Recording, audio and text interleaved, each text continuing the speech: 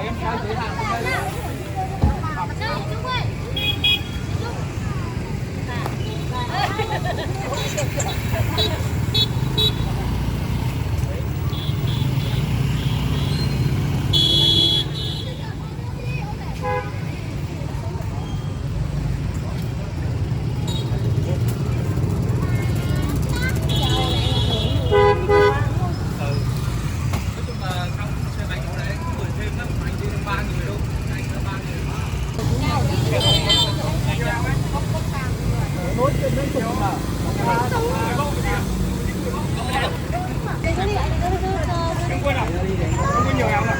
Cái này là toàn là đơn người nước ngoài người ta quy Trung Quốc rồi đấy. Anh nó về cua rồi như.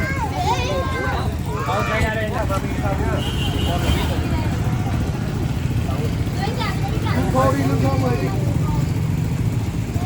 Mua lên đi. 10 đúng là. 10 đúng.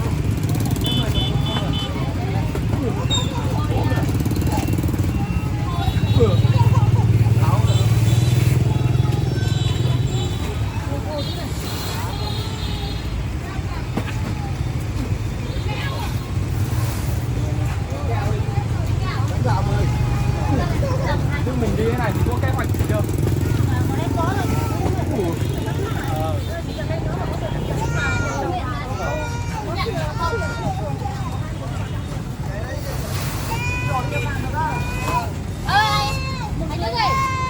Anh chụp cô lấy nước được, anh chụp cô lấy nước. Bếp lên đi, bếp lên đi. Bếp lên đi, chụp phải đi. Cất cái điện thoại đi. Em chạy lên nó, em lên làm luôn đi. Đúng đó. Bếp chạy lên đi, bếp chạy lên đi.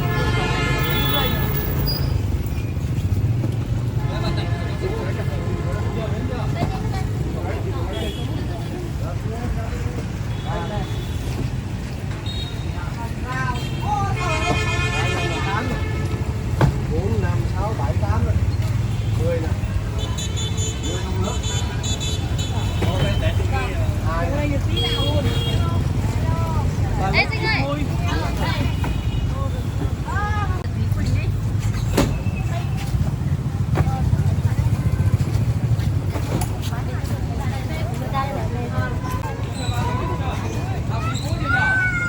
Có hệ một thùng mì tôm nhá.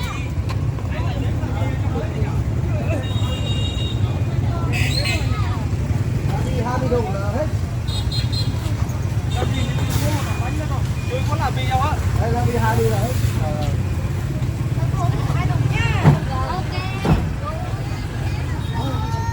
Không thì gì phải cho trồng nữa, cho trồng nữa rồi trồng cao đây là vừa.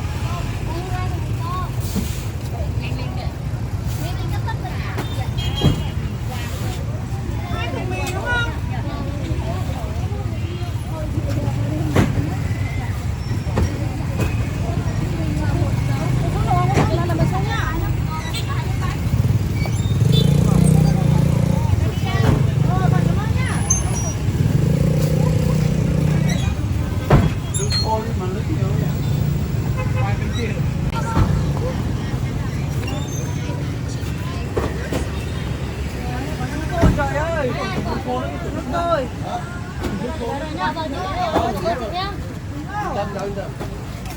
Mình đi làm việc đi, mình còn đi làm vớ vẩn. Ý là đấy có lộn có thiếu sao? Còn ra cái trò trống gì. Bắt gần mé nữa.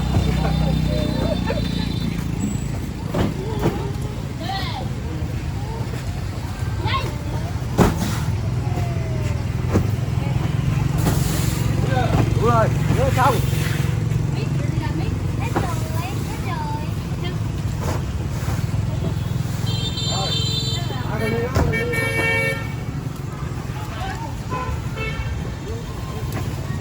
Tầm lúc nào là nhà mình xuất phát nhỉ?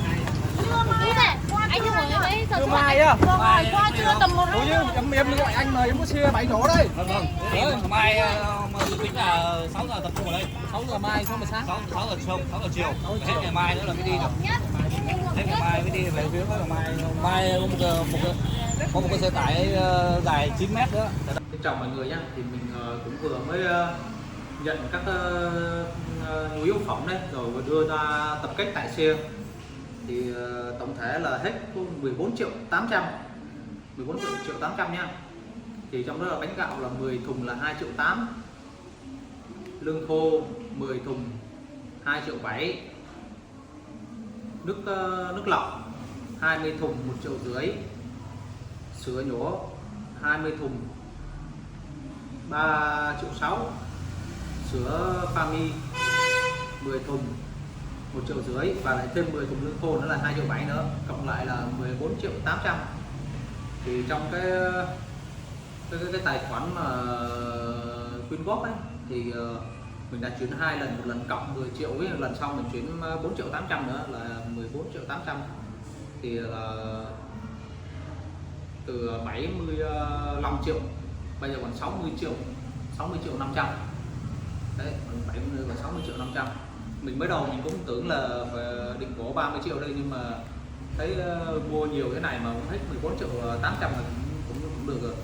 Với lại ngày chiều tối ngày mai bắt đầu là mình xuất phát đi theo đoàn, tại vì đoàn này rất là lớn luôn, thì tại vì khắp nơi mà từ khắp nơi ở cái tỉnh của mình ấy là phải 7-8 cái xe lớn đấy là đi đấy, và đến đấy thì khi vào chỗ vùng lũ lụt đấy thì cũng có phường xã ở đấy họ hỗ trợ cho cái xuồng để đi vào, nhưng mà xuồng thì cũng chỉ 1-2 người đi vào thôi. Mình cũng cố gắng mình xin phép để mình lên trên đấy là mình quay lại cho các bạn xem.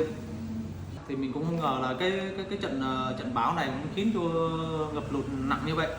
Thì mình cũng cảm ơn mọi người đã ủng hộ. Như sáng nay thì cũng có một bạn chuyển tiền cho mình là 4 triệu 9 đấy, là vào tài khoản mình. Thì cũng mình chân thành cảm ơn. Chúc mọi người một ngày vui vẻ.